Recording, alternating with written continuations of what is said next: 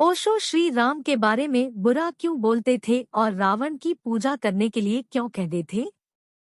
ओशो की मैंने बहुत थोड़ी ही किताबें पढ़ी थी, तब वो मुझे मूर्ख लगे। बाद में कुछ लोगों के कहने पर मैंने उनके कुछ वीडियो सुने, फिर मेरे विचार बदल गए। अब मुझे वो महामूर्ख लगते हैं। ओशो के अनुसार श्री राम ने रावण के खिलाफ साजिश रची और उसको सीता स्वयंवर में नहीं पहुंचने दिया। सत्य सीता स्वयंवर कभी आयोजित ही नहीं हुआ। विभीषण गद्दार था क्योंकि उसने स्त्री अपहरणकर्ता भाई का साथ नहीं दिया।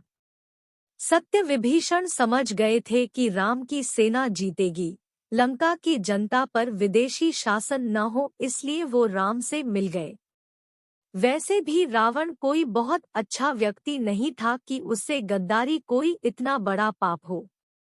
शबरी एक युवा सुंदर स्त्री थी, राम का उनसे प्रेम संबंध था, क्योंकि एक दूसरे का झूठा सिर्फ प्रेमी ही खा सकते हैं। लगता है ओशो की मां नहीं थी। सत्य नो कमेंट्स।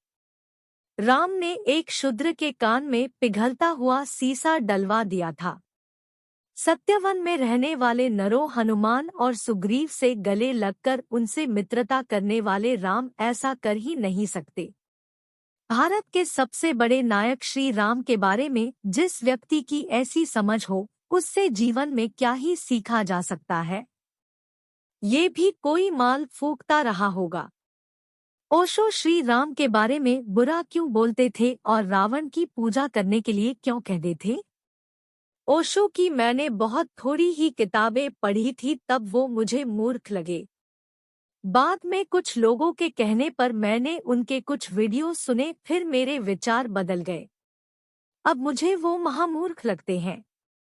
ओशो के अनुसार श्री राम ने रावण के खिलाफ साजिश रची और उसको सीता स्वयंवर में नहीं पहुंचने दिया।